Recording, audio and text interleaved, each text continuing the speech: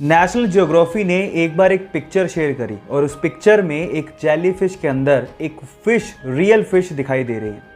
और ये picture actually एक ऑस्ट्रेलियन फोटोग्राफर ने खींची थी। अच्छे से जांच करने पर पता लगा कि जेलीफिश ने उस फिश को खाया नहीं था, बल्कि वो फिश अपनी मर्जी से जेलीफिश के अंदर गई थी। जी हाँ, अक्सर अमूमन समंदर के अंदर फिश ऐसा करती हैं, वो जेलीफिश के अंदर जाती हैं अपने आप को प्रोटेक्ट करने के लिए, ताकि प्रेडेटर्स उन्हें खा नहीं लें। है ना ये अमेजिंग। और उसके अलावा वो उसकी स्पीड को भी अंदर रह के कंट्रोल करती हैं और एक व्हीकल की तरह उसे समंदर में यूज भी करती हैं।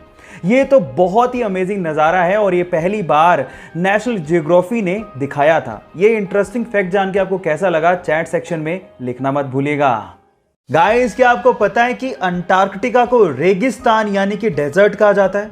अब आप लोग सोच रहे होंगे अंटार्कटिका को रेगिस्तान क्यों कहते हैं, वहां पर तो चारों तरफ बर्फ ही बर्फ है, वहां पर कौन सी पानी की कमी हो गई? तो थांबा, मैं आपको आपकी जानकारी के लिए बता दूं कि हम मानते हैं कि भैया स्नो बर्फ होती है, लेकिन स्नो की कंजप्शन आपको हाइड्रेट करने की बजाय डिहाइड्रेट कर देती है। जी हाँ गाइस, आप ठीक सुन रहे हैं। जब आप स्नो की कंजप्शन करते हैं तो आपके शरीर को उसे पानी में बदलने में ज्यादा एनर्जी लगती है, जो स्नो के हाइड्रेटिंग इफेक्ट को नलीफाई कर देती है ना ये इंटरेस्टिंग फैक्ट। ये फैक्ट जान के आपको कैसा लगा, चैट सेक्शन में लिखना मत भूलिएगा। नए छपे गुलाबी रंग के 2000 रुपए के नोट की वैल्यू तो 2000 रुपए है, लेकिन क्या आप इसकी रियल प्रोडक्शन कॉस्ट जानते हैं? अगर आप भी ये सोचते हैं कि 2000 रुपए के नोट की प्रोडक्शन कॉस्ट भी 2000 रुपए है, तो आप गलत सोच रहे हैं। एक्चुअली एक 2000 रुपए के नोट की रियल प्रोडक्शन कॉस्ट मात्र 3 रुपए 54 पैसे है। एक 500 रुपए के नोट की रियल प्रोडक्शन कॉस्ट मात्र 2 रुपए 94 पैसे और 200 रुपए के नोट की रियल प्रोडक्शन कॉस्ट मात्र 2 रुपए 93 पैसे है। इतनी कम प्रोडक्शन कॉस्ट लेकिन वैल्यू इतनी ज्यादा, ये कैसे हो सकता है? जी हाँ गाइस, ये कागज के टुकड़े ही हैं, लेकिन इनको वैल्यू दी है आरबीआई ने। ये कॉन्सेप्ट ये जाहिर करता है कि किसी भी चीज का दाम एक फिक्टिशियस कॉन्सेप्ट है, जो कि हमारे सिर्फ दिमाग में एग्जिस्ट करता है। ये इंटरेस्टिंग फैक्ट जान के आपको कैसा लगा, चैट सेक्शन में लिखना मत भूलिएगा।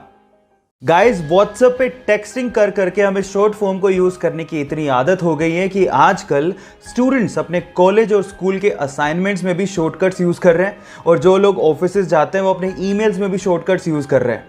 जहां एक और बाकी देशों में ये शॉर्टकट्स बिल्कुल सही नहीं माने जाते, वहीं अगर आप न्यूजीलैंड में रहते हैं और न्यूजीलैंड के स्टूडेंट हैं तो वहां पर इस चीज को यूज करने की परमिशन है। जी हाँ गाइस, न्यूजीलैंड में 2006 के बाद से ही वहां के एग्जाम्स में शॉर्टकट्स को यूज करने की परमिशन है, ताकि एग्जाम में बड़े बड़े आंसर्स में ज्यादा समय बर्बाद ना हो। क्या आप लोगों को भी लगता है कि हमारे देश में भी एग्जाम्स में शॉर्टकट्स को यूज करने की परमिशन होनी चाहिए? चैट सेक्शन में लिखना मत भूलिएगा। केले खाने के अपने अलग ही फायदे होते हैं, और अगर आप लोग भी मेरे जैसे केले के शौकीन हैं तो आप लोग एक चीज से तो शायद परेशान होंगे कि केले बहुत जल्दी गलने लगते हैं और 1 या 2 दिन में ही केले के छिलके अजीब से काले पड़ने लगते हैं। और अगर आप नहीं चाहते कि केले जल्दी खराब हो या केले के छिलके काले पड़े, तो एक सिंपल सा हैक बताता हूं जो आपको बहुत काम आएगा, जिससे केले लंबे टाइम तक फ्रेश रहेंगे। इसके लिए आपको क्या करना है, केले के स्टेम पे आपको क्लिंग फिल्म यानी कि पतली प्लास्टिक लपेट देनी है, जिसे होगा कुछ यूं कि केले का स्टेम इथिलीन को रिलीज नहीं करेगा और आपके केले लंबे समय तक फ्रेश रहेंगे। ये इंटरेस्टिंग फैक्ट और ये लाइफ हैक आपको कैसा लगा, चैट सेक्शन में लिखना मत भूलिएगा। गाइस, अगर आप लोग चश्मा लगाते हैं तो चश्मे से रिलेटेड 2 प्रॉब्लम्स के सॉल्यूशन बताने वाला हूं।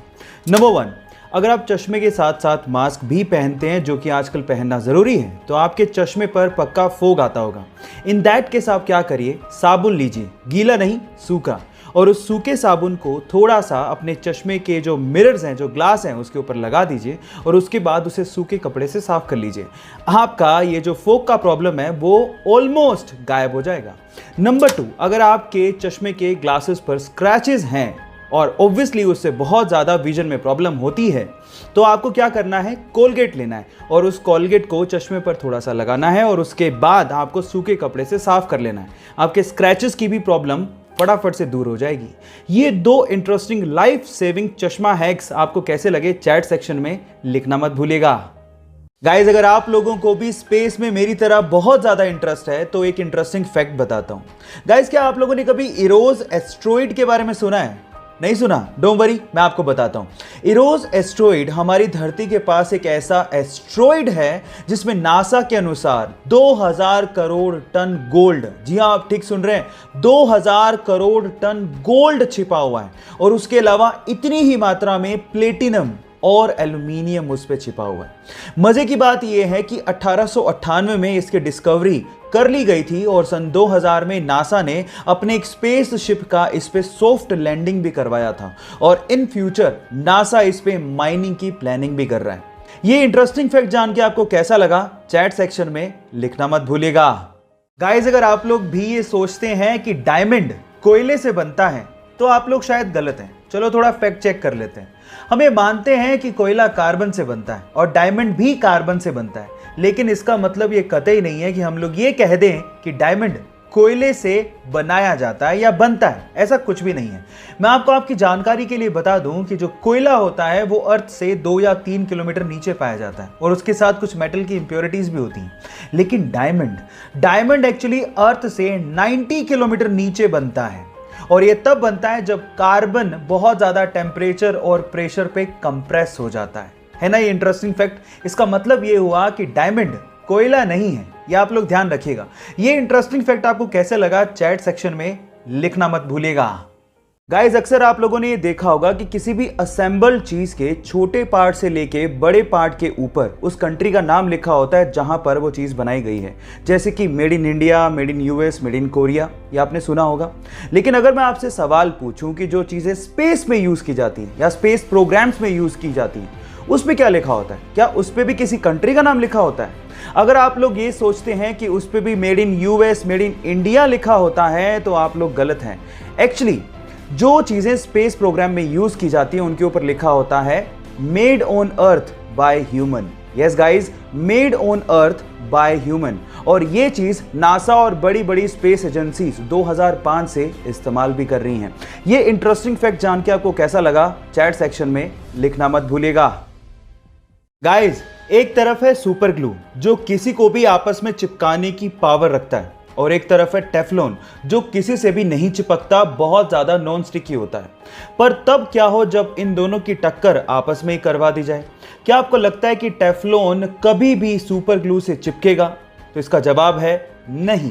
अगर आप सीधे टेफ्लॉन की 2 लेयर्स को सुपर ग्लू से चिपकाने की कोशिश करोगे तो बिल्कुल नहीं चिपकेगा। उसके पीछे का रीजन ये है कि वहां पर कार्बन और फ्लोरीन के बीच में बॉन्ड स्ट्रेंथ इतनी ज्यादा है कि वो कभी ब्रेक नहीं होती। लेकिन सीधे नहीं, इनडायरेक्ट वे से आप इसे चिपका सकते हैं। इसका भी एक हैक है। इसके लिए आपको क्या करना है, 2 टेफ्लॉन की लेयर्स के बीच में एक प्राइमर लगाना है और उसके बाद अगर आप सुपर ग्लू अप्लाई करते हैं तो ये आपस में उस मजबूती से चिपक जाएंगे जो आपने कभी सोचा भी नहीं होगा। ये इंटरेस्टिंग फैक्ट जान के आपको कैसा लगा चैट सेक्शन में लिखना मत भूलिएगा।